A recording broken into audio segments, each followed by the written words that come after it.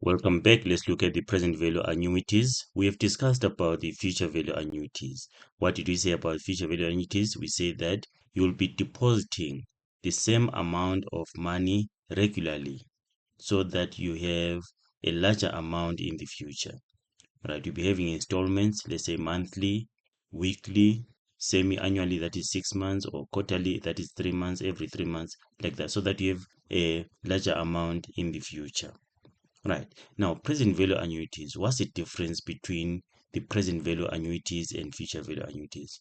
Present value annuities, now you get a large amount now, and then you start paying for it till the loan is amortized. So we deal with present value annuities mainly when we look at the loans, like car loans, house loans, personal loans, right? You take a large amount and then you start paying for it till the loan is finished, till you finished paying for the loan.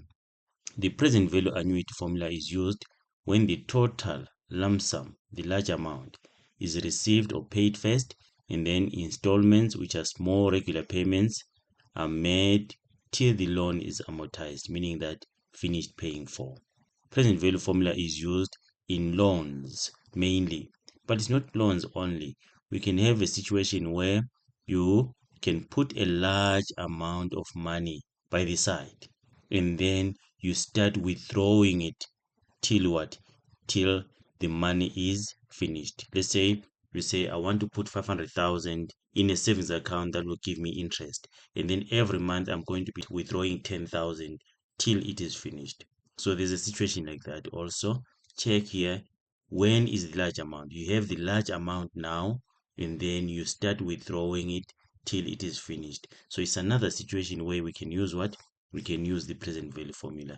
It's not for the loans only. So how does the present value formula look like? It looks like this. It's almost the same like the future value annuity formula because the variables are basically the same. So P there, that's the present value, the large amount, that's the loan amount, or the large amount that you've put aside. Okay, and then X, these are the installments, the regular payments, or the regular withdrawals. If you put a large amount and then you're going to withdraw every month or every week or something like that, that would be regular withdrawals till the money is finished. And then I, that's the interest rate per interval, and then N is the number of payments, just like in the future value annuities. N there is the number of payments. So we're going to look at examples in the next lesson.